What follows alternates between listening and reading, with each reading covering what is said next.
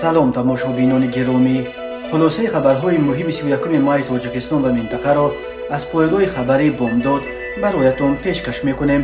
шурӯъ мекунем аз як нигоҳи кӯтоҳ ба сархати хабари муҳими рӯз дар ин барнома. санги ёдгории сари қабри боқиро дар хорух канда бурданд. тоҷикистон сафиронашро дар 4 кишвар аз ҷумла дар Брюссел ва Женева иваз мекунад. эътирози як қавми мусулмон дар хитои ба зидди тахриби масҷидашон. шари сафорат дар бораи идомаи боздоштҳои муҳоҷирони тоҷик дар Русия. 15 шабонарӯз ҳабси як сокини Душанбе барои зӯрӣ бар сари падару модар. як чӯпон дар Мурғоб ва як марди солхӯрда дар Москав ғарқ шуданд. ва акнун тафсилоти хабарҳо. шаби 31 май соли 2023 кормандони Кумитаи давлатии амнияти миллии Тоҷикистон санги ёдгории сари қабри Маҳмадбоқир Маҳмадбоқиров маъруф ба Боқир, яке аз лидерои ғайррасмии Асама Порнофоз дар вилояти Мухтори Кӯҳистони Бадахшонро канда бо худ бурданд. дар ин бора Анвара Саркорова, журналисти мустақиле ки асосан ҳаводиси Бадахшонро пайгирӣ мекунад, хабар дод. Саркорова аксҳои қабри Боқирро пеш ва баъди кандани санги ёдгорияш низ нашр кардааст. Анвара Саркорова бо такя ба манобеи мӯътамади худ хабар дод ки соати 3 шаб кормандони амният ба мавзеи Амза дашт дар маҳаллаи Бархоро ки Боқирро дар амин мавзеъ ба хук супоридан омада, санги ёдгориро ки дар он ном ва акси ин лидери ғайрирасмии Бадахшон ҳакокӣ шуда буд, канда бо худ бурданд. дар бораи ин ки ва кай ин санги ёдгориро дар сари қабри Боқир гузошта буд, чизе гуфта нашудааст. мақомоти Кумитаи давлатии амнияти миллии Тоҷикистон хабарҳо дар бораи аз ҷониби кормандони он кандани санги ёдгори сари қабри Боқир ва сабабҳои чунин тасмимро то кунун шарҳ надоданд. Боқир як сол пеш нимаи дуюми рӯзи 22 май соли 2022 ба таври мармӯз дар маҳаллаи бойни шаҳри Хорух кушта шуд. тарафдоронаш мутмаинанд ки ӯро нирӯҳои вижа ҳадафмандона аз байн бурданд, вале мақомот то кунун даст доштани худ дар қатли ин лидери саркашро эътироф накарданд ва ба ин фарзия исрор меварзанд ки гӯё Боқир дар ҷараёни як ихтилофи дохилӣ байни саркардагони гурӯҳҳои муташаккили ҷиноии Бадахшон кушта шудааст. Боқирро рӯзи 23 май соли 2022 ба хук супориданд. халифаи Исмоилӣ Музаффар Давлатмировро ки маросими дафни Боқир ва дигар лидерҳои кушташудаи Бадахшонро доир карда буд, баъдам боздошт ва ба 5 соли зиндон маҳкум карданд. раиси собиқи идораи ЖКХ-и шаҳри Хорух Тоир Абдуллобеков ки оши худоии Боқирро дода буд низ моҳи ноябри соли 2022 боздошт ва ба 6.5 соли зиндон маҳкум шуд. дар умум соли 2022 дар ҷараёни саркӯби эътирозҳои Бадахшон беш аз 30 нафар кушта шуда ва беш аз 200 тани дигар боздошт ва ба солҳои тӯлонии зиндон маҳкум шуданд.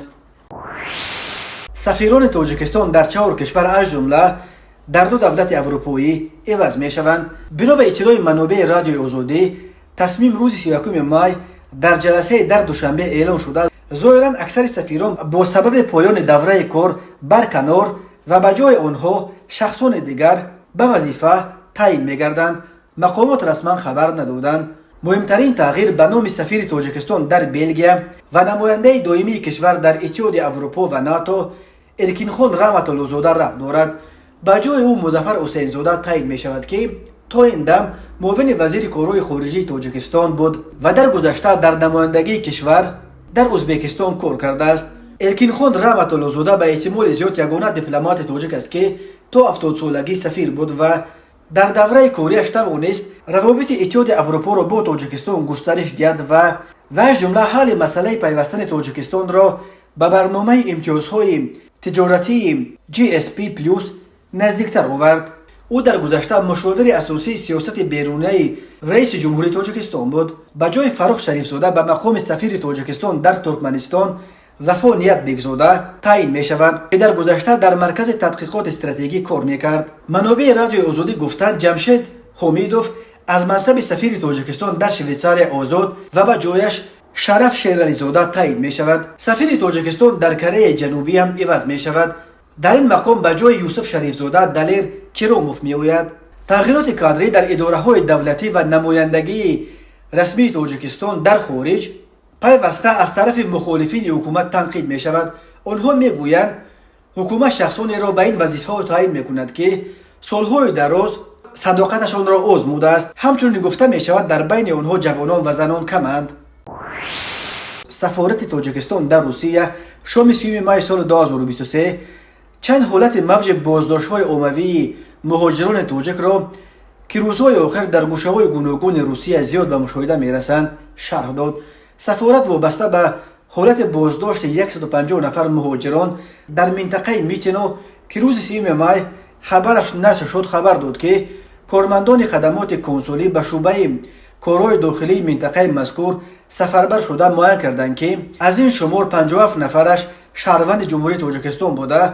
تا شام 30 مای 20 نفر آنها آزاد کرده شده. تفتیش حجت‌های بود و باش باقی مانده شهروندان ادامه دارد. سفارت گفت در بین بازداشت شدگان شهروندان دیگر دولت‌ها نیز حضور دارند. سفارت با تکیه به معلومات پلیس میتینو گفت قرار است بازداشت شدگان پس از تفتیش حجت‌هایشان طبق ترتیب از این مؤسسه آزاد کرده شوند. سفارت در مورد قضیه دانشجویان تاجیک دانشگاه شهر کمسمول لب امور روسیه خبر داد که به مقصد حفظ حقوق منفعت‌های شهروندان جمهوری تاجیکستان در کشور اقامت گروه کاری از حساب کارمندان سفارت و کنسولگری گنرالی تاجیکستان در شهر نوسیبیرسک به جای حادثه شهر خباروفسک سفر برگردیدند. در حاشیه این سفر کارمندان سفارت و کنسولگری گنرالی با دانشجویان تاجیک همصحبت شده از حال و احوال آنها از نزدیک آشنایی پیدا کردند. سفارت گفت شماره عمومی آسیب دیدگان 10 نفر می باشد که جراحت‌های گوناگون جسمانی برداشتند و سلامتیشان معتدل ارزیابی می گردد. باید گفت که از طرف سفارت و کنسولگری گنرالی به دانشجویان آسیب دیده همه کمک‌های ضروری رسانیده شده. عین حال قضیه مذکور از جانب کارمندان سفارت و کنسولگری گنرالی در همکاری زیچ با مقامات‌های دخلدار کشور اقامت مورد بررسی قرار دارد. سفارت وعده داده است که برای حل عادلانه قضیه مذکور در دایره قانون‌های عمل کننده کشور اقامت تلاش خواهند ورزید. در روزهای آخر از شهرهای گوناگون روسیه درباره افزایش ریدها به ضد مهاجران تاجیک خبرها به دست می‌رسند. برخی ناظران امور تخمین می‌زنند که این موج نوع تعقیبات و فشار نسبت به مهاجران تاجیک در روسیه می‌تواند به نتیجه‌های نشست یکم سران خطای و آسیای مرکزی در شهر سیان ربط داشته باشد که خطای در آن نشست به کشورهای آسیای مرکزی وعده قریب 50 میلیارد دلار سرمایه گذاری داده عملا خود را به این دولت‌ها تا از روسیه هم نزدیکتر ساخت. در خطای باز یک قوم مسلمان با نام هویی که اساساً در ولایت یونان خطای به سر میبرند برای حمایت از ارزش‌های دینی خود به اعتراض برخاستند. ولایت یونان در جنوب و غرب خطای در مرز با چند کشور تایلند، ویتنام، لاوس و میانمار جایگیر شده است. روز 27 مای سال 2023 100 تن از این قوم خویزو مانع تخریب بم مسجد تاریخی در منطقه توگاهی جایگیر شده به برخورد تند پلیس دچار شدند. در ثبت ویدیویی که در اینترنت نشر شده دیده می شود که دهها نظامی زیر پوش با مسلمانانی که در درآمدگاه مسجد که مکان عبادت اقلیت مسلمانان این منطقه از قوم هویی بود جمع شدند.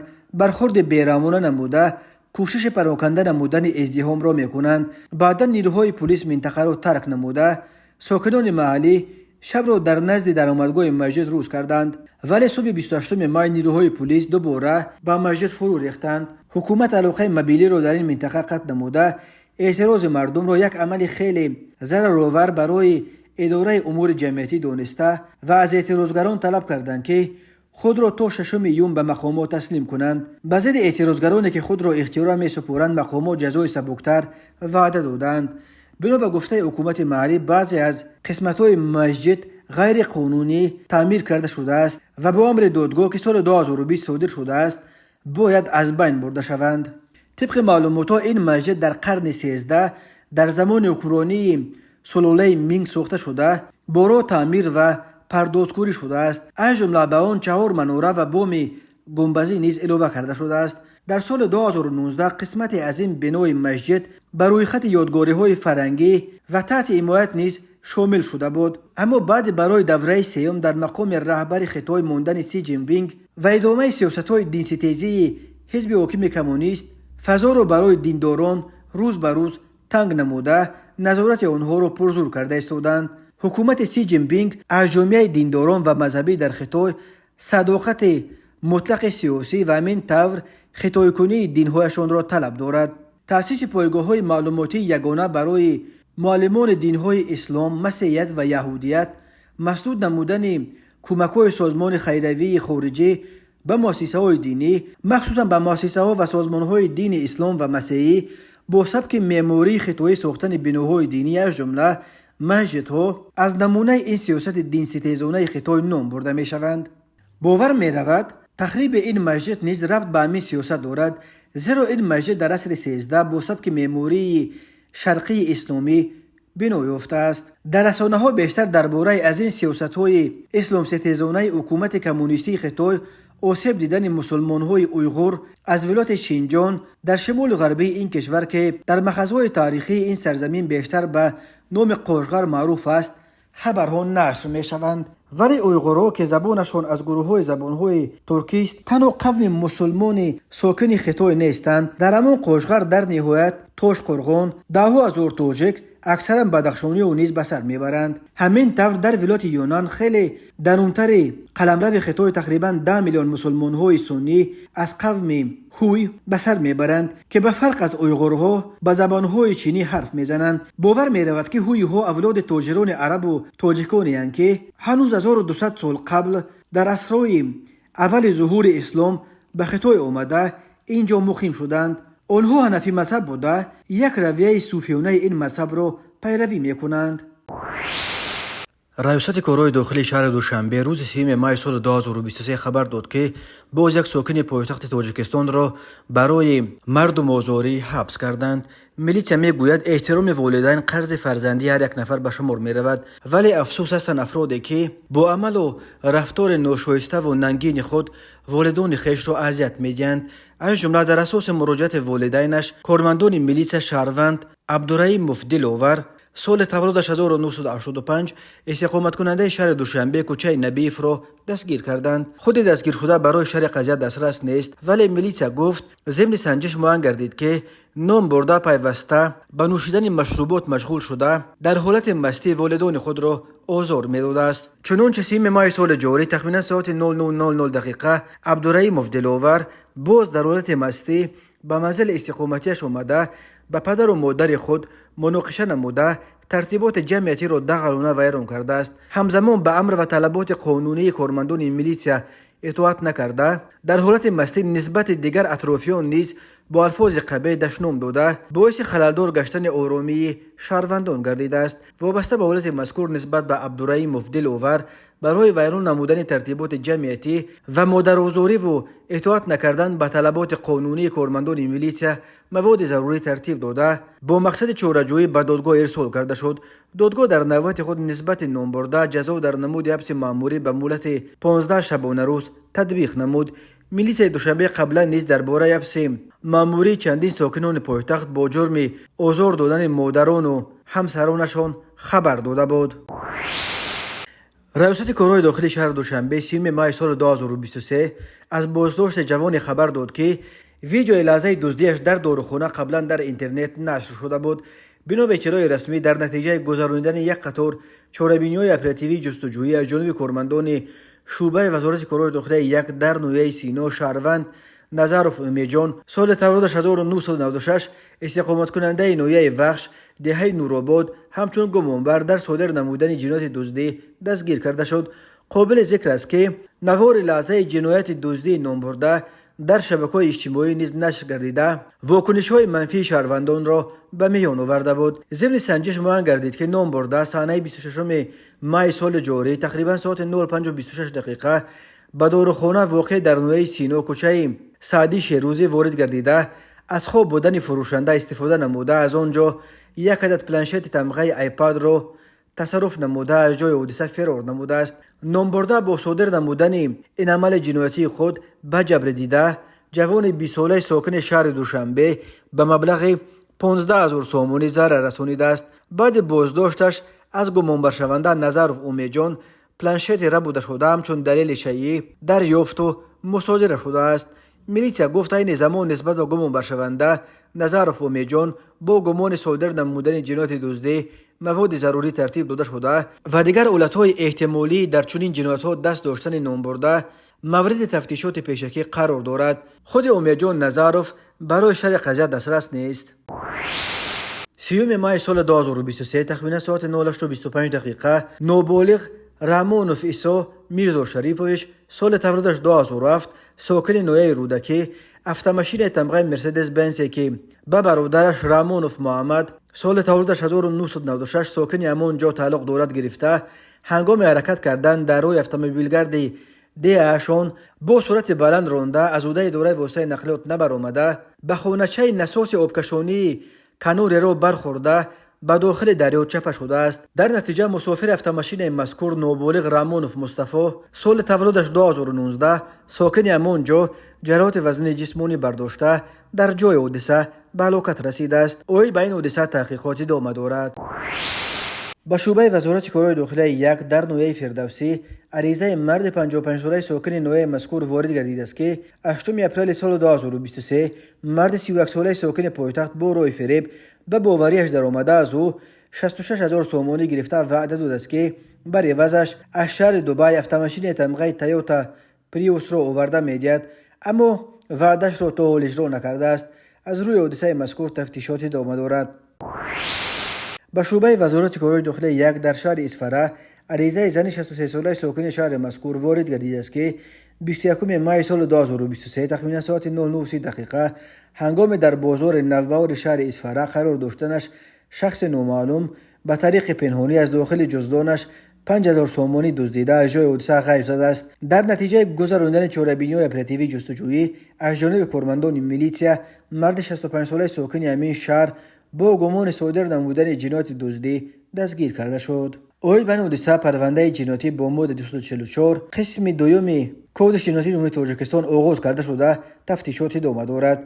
همین طریق ضمن برگزار نمودن چهاره‌بینی اپراتیوی جستجویی از جانب کارمندان میلیتسیا مرد 32 ساله ساکن پایتخت با گمان صادر نمودن جنایت دزدی دستگیر کرده شد.